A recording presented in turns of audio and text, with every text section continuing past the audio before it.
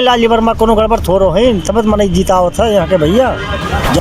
देखिए अब लालजी वर्मा का जो यहाँ था, अब हमारे बगल के हैं तो लोग ये चाहते हैं कि गांव का विधायक हो जाए तो अच्छी बात है, ग्राम सभा का गांव का प्रधान हो तो अच्छी बात है, विकास कुछ होगा, इसीलिए उनकी छवि ठीक थी। तो हमेशा करती हैं कि जब अखिलेश यादव की सरकार आई तो पीजीआई में कुछ मशीनें लगी थी जांच के लिए, वो मशीनें जो है आजमगढ़ ट्रांसफ़र कर दी गई।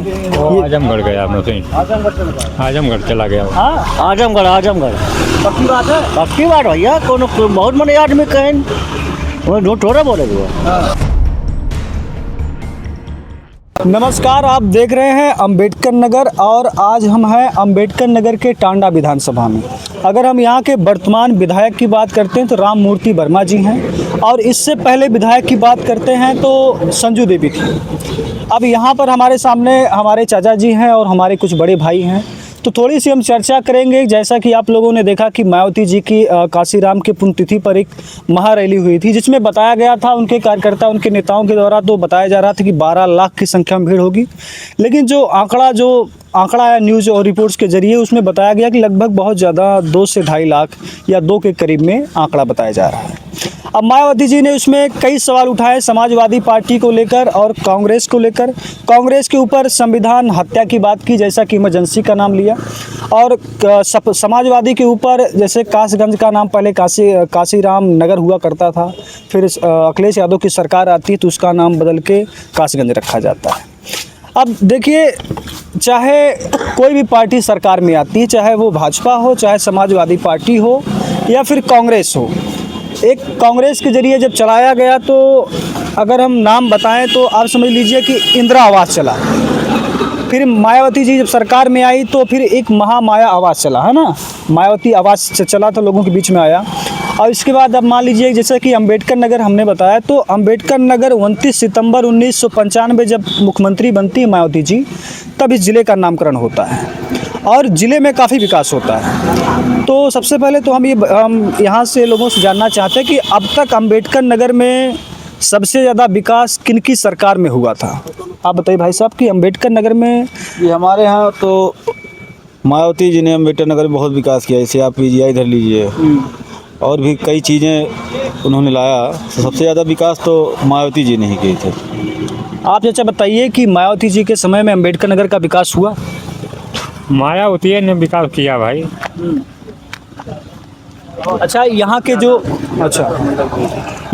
जो कुछ नेता हैं, कुछ जो विपक्षी जैसे समाजवादी की पार्टी के अलावा चाहे बसपा के हों या और कोई पार्टियां हों, वो हमेशा करती हैं कि जब अखिलेश यादव की सरकार आई तो पीजीआई में कुछ मशीनें लगी थी जांच के लिए, वो मशीनें जो है आजमगढ़ ट्रांसफ़र कर दी गई। आजमगढ़ गया मशीन, आजमगढ़ चला गया। हाँ आजमगढ़ पक्की बात है। पक्की बात भैया, कोनो बहुत मने आदमी कहें वो झूठ थोड़ा बोलेगा। और क्या, मुलायम सिंह तो खुद भेजा चला गया लखनऊ जुटते ना पड़ता, जितनी मशीन रहा कोई लखनऊ जांच कराओ जब जुटते ना पड़ा तुम्हें। हाँ, तो आप देखिए कि यहाँ भी लोगों का मानना है कि जो मशीन की जो बात है वो ट्रांसफ़र की गई अखिलेश यादव की सरकार में आजमगढ़। हालांकि इसका ना कोई आधार हमारे पास है, ना कोई प्रूफ है जिसके ज़रिए हम कह सकते हैं कि हाँ ये चीज़ें हुई। हाँ, लेकिन लोगों का अपना एक मानना है। आप भी मानते हैं कि ऐसा हुआ कि नहीं हुआ? ऐसा हुआ है। आप बताइए कि मायावती जी के सरकार में प्रशासन का जो रवैया था वो कैसा? भैया नेता के बारे में कुछ ज़्यादा जानता हूँ तो ना, मैं खेती गृहस्थी में पढ़ा रहा। आप ये बताइए, शासन जो जैसे कानूनी अधिकारी हैं इनके कोनो गलत ना रहा। हाँ, चक्रोट नाली या कोनो चीज़ रहा उनके भाई सरकार में कोई कमी ना रहा। हाँ, अब ये जो माननीय योगी जी की सरकार चल रही, पिछले लगभग 9 साल होने वाले हैं, इनका कार्यकाल आप कैसे देखते? अरे भाई अनहोक राज बढ़िया चल रहा है, कोई गड़बड़ थोड़ा चलावट है, अनहोक बढ़िया चल रहा है समय। भाई जो किसान फायदा करत है, नुकसान तो करत ना है। किसान को तो इसमें समझ में आया कि यूरिया डीएपी टाइम से नहीं मिल पाती। अरे तो क्या करबो, कहीं बरसात हो गया तो नहीं गाड़ी घोड़ा आया तो नहीं मिल पाई, और क्या करेंगे। तो फिर तुरंत खाद आए सोसाइटी में सबको दिया गया, ये थोड़ा ही खाद नहीं मिला, कोई किसान परेशान हुआ। और क्या। और ये कानून व्यवस्था कैसे? अरे भाई सब सही है, कोनो गड़बड़ थोड़ो भाई, हमें टाइट चल रहा कानून। आपके जो वर्तमान के यहाँ के विधायक हैं, आप इनको कितना समय हो गया जब इनको आपने देखा या फिर आपके क्षेत्र में आए? हैं 4 साल इसके बाद नहीं आए, जब से जीते तब से नहीं? नहीं आए। कोई काम काज आपको दिखा? नहीं भैया, काम हम तो ना कुछ नहीं, 1 पैसा का ना, 1 रुपया कहीं भाई कहूँ सुने तो ना ही कि काम करत है।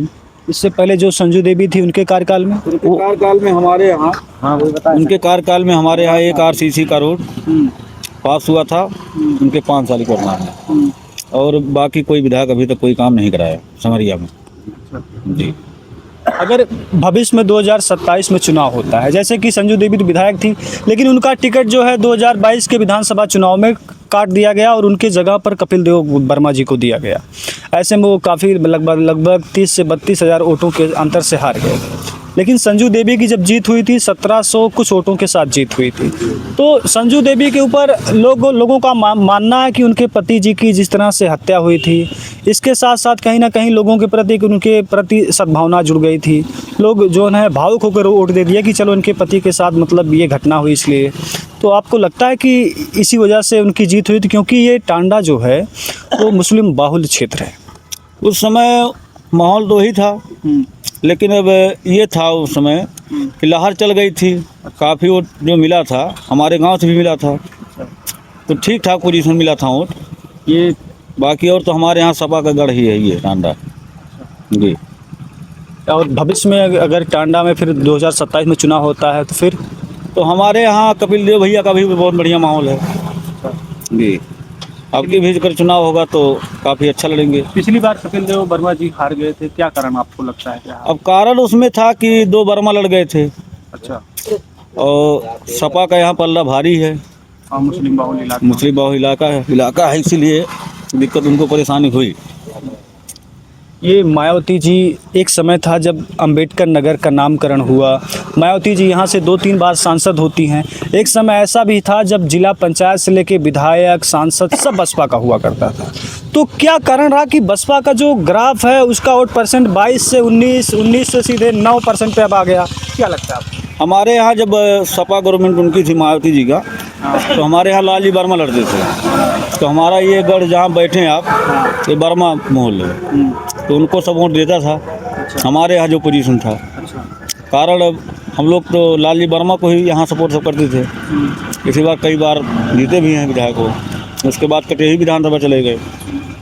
अब इधर भाजपा का जो सिस्टम चल रहा है, सपा का सिस्टम चल रहा है, बस यही कारण है जो जानकारी है। आने वाले वक्त में बसपा में कुछ और दिखेगा, उम्मीदें हैं कि कुछ बढ़ोतरी होगी वोट के साथ, या फिर चुनावी माहौल 27 में? हमारे यहाँ भैया अब सिस्टम देखा जाता है, कौन किसको पसंद करता है, कैसा टिकट किसको कौन मिलता है, उसकी पार्टी के हिसाब से सब वोट डालते हैं। आप ये मानते हैं कि बसपा में जो बड़े नेता थे जैसे लालजी वर्मा, रामअचल राजभर, त्रिभुवन दत्त और ये धर्मराज निषाद तो भाजपा के साथ जुड़ गए, तो इन बड़े नेताओं को निकालना जो है कहीं ना कहीं बीएसपी को जो मुझे लगता है कि भारी पड़ गया? जी, भारी पड़ गया है ना। लालजी वर्मा हमारे यहाँ लड़ते थे तो काफ़ी छवि उनकी ठीक था। बड़े जैसे लालजी वर्मा, अगर मेरा मानना है कि लालजी वर्मा, आप देखिए कि 2017 में बसपा से थे और कटेरी से चुनाव लड़ा, वो जीत भी गए, है ना। बसपा के बाकी सीटों पर जो है, यहाँ देखिए टांडा जो मुस्लिम बाहुल क्षेत्र है, यहाँ भाजपा जीत जाती है। लेकिन मुझे लगता है कि जो क्षेत्रीय नेता लालजी वर्मा के प्रभावित हैं, अगर लालजी वर्मा वापसी अगर कर लेते हैं, बाय द वे उससे होना तो नहीं है क्योंकि सांसद हैं और उनको काफ़ी बड़ा पद मिला है, समाजवादी पार्टी के महासचिव हैं वो, तो मुझे लगता है क्षेत्रीय नेता की वजह से और एक नेता, बड़े नेता की वजह से बीएसपी में जो है काफ़ी ज़्यादा वोटों का आंकड़ा या परसेंटेज ये घटा है। देखिए, अब लालजी वर्मा का जो यहाँ था, अब हमारे बगल के हैं, तो लोग ये चाहते हैं कि गांव का विधायक हो जाए तो अच्छी बात है, ग्राम सभा का गांव का प्रधान हो तो अच्छी बात है, विकास कुछ होगा, इसीलिए उनकी छवि ठीक थी। जी, कारण ही था। अगर 27 में मौका मिलता है, एक तरफ राममूर्ति वर्मा, एक तरफ कपिल देव वर्मा, तो आप किसको चुनना पसंद करेंगे? तो देखिए भैया, वो तो अपना अपना सिस्टम है कि हम लोग किसको पसंद करेंगे, उनको देंगे किनको देंगे, वो अपना अपना वो है ना, उसको आप कह नहीं सकते। अभी अब आपने कहा कपिल देव वर्मा की जो हमारे यहाँ, उनकी भी छवि ठीक है। अच्छा, कोई भी काम अब होता है तो लोग उनके भी पास जाते हैं, उनके भी सांसद है लालजी वर्मा जी, उनके पास भी लोग जाते हैं, तो अपना अपना ठीक है, कौन किसके पास जाएगा, कौन कैसा काम करेगा, उसे का आदमी वोट देगा। 2027 में आप त्रिकोणीय लड़ाई देखते हैं या फिर सपा भाजपा में लड़ाई होगा? अब देखिए बहुत ज़्यादा तो हम लोग नहीं देखते हैं, देखते ये है कौन विकास कर रहा है, क्या शासन प्रशासन कौन कैसे चला रहा है, उसी को हम लोग सपोर्ट कर देते हैं जी। तो देखिए यहाँ पर लोगों का मानना है कि चाहे वो भाजपा हो चाहे सपा हो, जो लोग जीतने के काबिल होंगे, जैसे कपिल देव वर्मा भी नज़दीकी के हैं, राम मूर्ति वर्मा जी भी नज़दीक के हैं। अच्छा, लालजी वर्मा का जो प्रभाव है आज भी उतना ही है कि इसमें कुछ गिरावट आई है, कुछ कमी आई है? अब मेरे ख्याल से तो पहले जैसा था वैसे ही अभी भी है छवि उनका। आप क्या मानते हैं लालजी वर्मा जी? अरे ठीक है, लालजी वर्मा कोनो गड़बड़ थोड़ो है, तब मन जीता होता है यहाँ के भैया, जनता चाहत बा। अच्छा, हाँ अब ये सवाल है कि जैसा कि अखिलेश यादव ने अभी कल परसों में बयान दिया कि मायावती जी उनकी तारीफ कर रहे हैं जो जुल्म कर रहे हैं, इसका मतलब अंदर से कुछ साठ-गांठ है। आप लोगों को लगता है बीएसपी और बीजेपी के बीच में कुछ साठ-गांठ है? अब उसमें हम लोग क्या बता सकते हैं, हम लोग तो किसान आदमी हैं, अब नेतागिरी वाला काम नहीं है, जो सुनते हैं वही जान के रह जाते हैं। अब चुनावी सिस्टम में हम लोग कुछ नहीं बता सकते कुछ, अब साठ-गांठ हो या ना हो, लेकिन पिछले इलेक्शन में ही हुआ था कि मतलब मायावती जी ने भाजपा में मिल गई हैं, ये अफवाह उड़ा हुआ था, इसको हम लोग सुने थे, अब उससे ज़्यादा नहीं बता सकते।